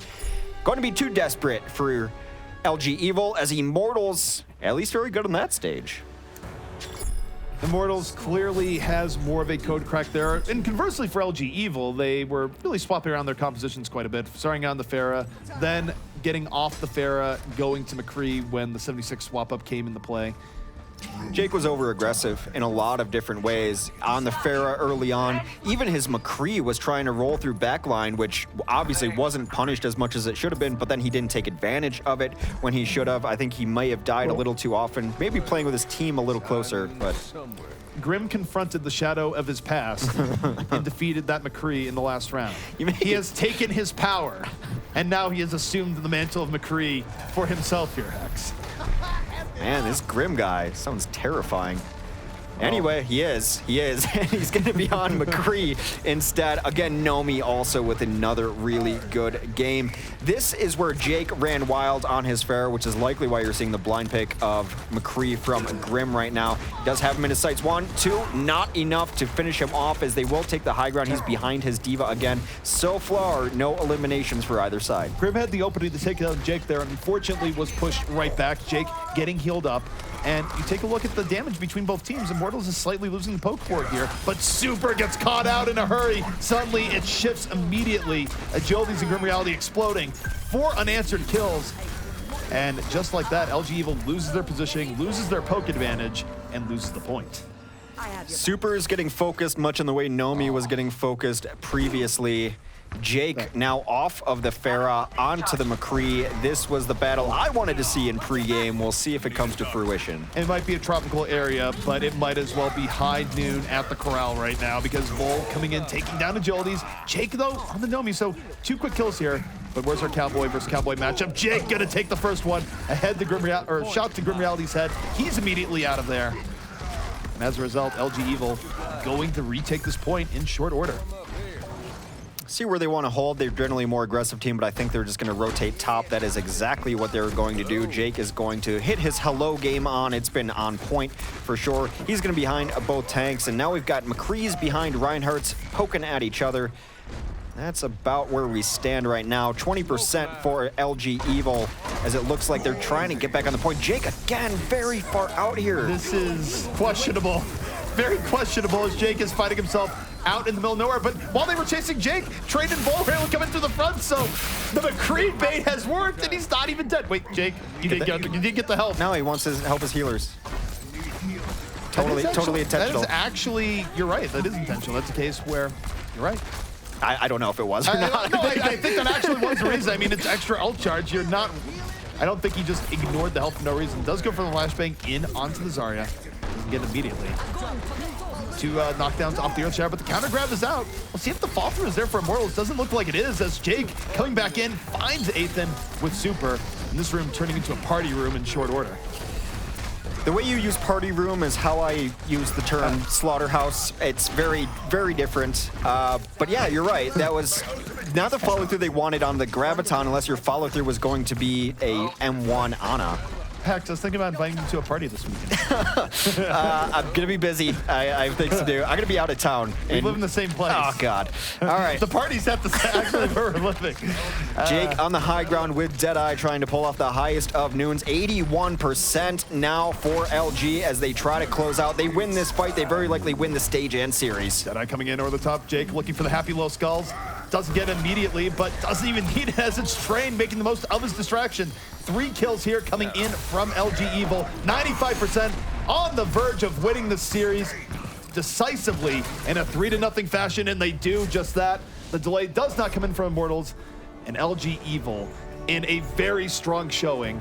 Their first series played under the LG moniker, and it's a good one. Well, the highlight was definitely Nomi for Immortals. He turned it on during some of these stages. We're going to see him charge through right now, but can't say enough about LG Evil. They've only dropped 3 maps, I think, this entire tournament. They've dropped 0 sets, currently undefeated in the Overwatch Carbon Series. At 5-0, no less. Halfway to a completely undefeated season. Can they do it? Unless there's an Eli Manning waiting for him in the playoffs. Yeah, how do you like it? Oh, it feels bad. I mean, really, it's my family ties there. I think even if my dad doesn't watch you on Lightcast much, but if he did, you just sent a dagger through his heart. I'm sorry. Get some hate mail. Sorry, Papa ZP. Yeah, you get some Papa CP hate mail. Speaking of mail, it sounds like my party invite maybe got lost in the mail, so... Oh, you're invited, absolutely. Oh, okay. Just show up. That's good. Okay, here we go. Well, there was a party on Oasis. It went to all 5. But really, it seemed like, as we expected, IMT was unable to pull it through. And so they remain winless on those maps. So no control maps for them. But we got the Grim versus Grim matchup. Was it everything we hoped it would be? The Grim versus Jake matchup was everything I hoped for it to be. I think it's not necessarily fair because I think that Jake does get a ton of support, and Jake just living with a horseshoe on him at some point because he got lucky in some situations. Well, yeah, that last part there where he's in the back, almost cloak of invisibility, just runs right out. You almost needed the old school cartoon sound effects of, just running away quickly. But I will say this. You're right on one front, and there's also another thing I would like to elaborate on. Not only is Jake getting more support in that case, but Jake is not the threat that Grim Reality has seemed to be. We've seen teams really go out of their way to throw everything, including the kitchen sink, at Grim. Jake is afforded more room. So Jake had a very good game as a McCree. I don't necessarily hold that against Grim Reality for the reasons you just brought up. We would almost need to have, and I'm not hinting at anything, the teams to agree to a 1v1 show match.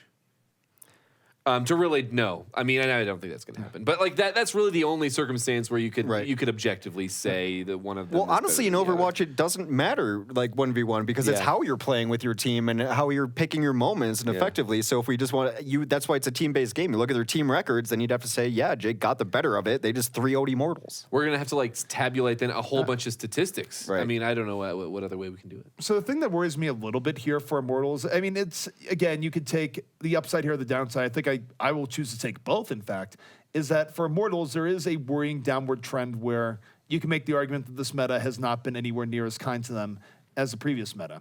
Conversely, you take a look at Hammers and now LG Evil, and you think about their history where people thought they'd be weaker going into this, but if anything, they've been gaining in strength.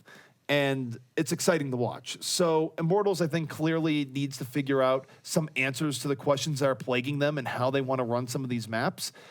Meanwhile, LG Evil, I do wonder what their limit is because I feel like they've just been rising on a week-to-week basis. We talk about versatility on an individual level, and then on a team level, they continue to impress me every time. The moment I think there's a hero that they can't run or would be weaker on against a certain team, they run it. They run whatever comp they want. And then you had Vol playing a very nice Roadhog. You had Train going back to Diva, which he ran, of course, when they ran 4-tank metas, and he stayed on it exclusively almost all night just to shut down Grim. They have players who can run everything. They're comfortable in every composition. Again, they're a scary team. Yeah, I really can't wait till we see Renegades maybe play against them because, LG Evil has yet to really see any opposition. Well, let's take a look at the standings then as it shakes out after nearly halfway through the event. It's halfway through for LG Evil as they stand atop our list of teams at 5-0, as we had mentioned. Renegades falling short behind them. Now, Renegades have not played against LG Evil yet, so they still have 2 games against them, but they are right now at 3-1. Complexity, they are now above Immortals, or relatively close there anyway, at 2-2. They have the potential to win tomorrow against this LG Evil team to gain the advantage against Immortals, but the bottom 4 teams are all very close now as LG Loyal and Team Liquid round out the bottom at 1-4. So looking at the standings there and looking at the matches that are going to be coming up, is LG Evil going to take it all? Can Renegades pull it back at all? I was actually going to say, I think the Renegades part there is a little bit deceiving. I think teams are figuring out Renegades more as time goes on. It might be 3-1, but on face value, I look at that and wonder if it's somewhat of a weak 3-1. I feel like Renegades has potential to drop maps to most of the other teams that are in here. So if Renegades is able to hold on the second firmly, I will be a little bit surprised. I think coming up this week, and maybe we'll show it, that we have LG Evil versus Complexity, which I would like to see as Complexity started 0-2 and now 2-2, of course, had solidified their roster. But also, Immortals should be terrified that Liquid won, because now the bottom of that doesn't look so set. 1-4, 1-4, 2-3. Those are only maps apart. And as you mentioned, the downward trend of Immortals should be worrying. Liquid looked a little better. I don't know about LG Loyal, but it looks not as clear, very much lower. But right now, you can't say anything without sounding foolish than LG Evil. It's theirs to lose. Well, the omen that's particularly not great here for Immortals is that if you think about it for a second, LG Loyal is now in very last place because the tiebreaker between them and Team Liquid would go to Team Liquid. So you think about it for Immortals, they dropped a series in particularly devastating fashion, the reverse sweep, to that team earlier on. So if there's any warning sign of, wow, we really need to patch our holes in quickly, because Immortals came in as the favorites, as sort of the reigning champions of the last major Overwatch event, and they've shown a lot of weakness here thus far. And again, part of it is adapting, but they have the potential to be a #1 team of the teams involved here, but they haven't really shown it over OCS play here so far. Yeah, speaking of OCS play so far, one thing that we didn't see at all today is Bastion. Is this something where teams are still scrimming on it, or has it fallen out? Hard to say if it was ever figured out to begin with, is what I would say there. And the other thing, too, is that I'm not sure teams have the incentive to really put a lot of time into it, knowing of what is coming soon based on the PTR, where you're going to have a new hero in soon in Orisa, and most likely Bastion is going to be nerfed as a result of what's on the PTR right now. So I think that would be a discouraging factor of teams, where why would you spend a lot of time on Bastion in his current form when you do know he's getting a sizable nerf relatively soon? I also don't think teams love fighting on it, because there's very little comeback potential of once you crack that Bastion and it's down, now you've got 4 or 5 other people on heroes they don't necessarily want to be playing, whereas if you're running 2-3 DPS and you lose 2 people early in a fight, you can still win that fight. It's not the case when you're running a Bastion. Yeah, it's almost, I feel like because we talk a lot about hero plays and like Genji and Tracer being in vogue, and Pharah to some extent as well, is these are heroes that can make plays that immediately turn things in your favor. And while Bastion can do that, it's not that you're doing it based on skill. You're doing it based on the team working around it, which I guess isn't necessarily not skill, but it's not like, you're flashing, going in and getting some amazing plays where you can get in, get out, and continue to turn things. It's a slowly tipping things back in your favor as soon as you pick up that kill. Yeah, you don't have much after it as far as counterplay goes. What are your thoughts there, ZP? Any final thoughts on that? Final thoughts, I mean, meta is always evolving, and I think that right now it's interesting because you have this like very tiny dead zone where you're trying to figure out, we just had some recent changes. Well, we have a new hero coming into the mix, which if she is viable and is good, which I'm personally hoping for because I think she's a very skill-based tank based on her primary weapon and some of the cool things that come out there, who knows? The world might be about to change. And I'll tell you, I would imagine that even if that's not how it's going to change, it's going to continue to change as all of these teams are continuing to learn and evolve as this esport, this game actually is learning and evolving as well. And we're all along for the ride. And the OCS is at least a part of that ride, hopefully. And we want to keep bringing you more Overwatch action. Let's talk about the schedule, the remaining matches that are happening this week. So first of all, following this broadcast, there will be a rebroadcast on this channel. So if you missed LG Loyal versus Team Liquid or LG Evil versus Immortals, go ahead and continue to tune in, and you can catch up on all of that action. Also, tune in tomorrow and Wednesday for Complexity versus LG Evil, Team Liquid versus Renegades, and then, of course, LG Classic. LG Loyal is going to be facing off against Complexity, and Immortals are going to round out our week against the Renegades. With that, I'm going to go ahead and leave you all to it. Make sure you're following us on all of our social medias and follow us on our website as well, because that's where the schedule is and all the other goodies that you can learn more about the Overwatch Carbon Series. This is Gil Frost signing out once again. We'll see you all tomorrow.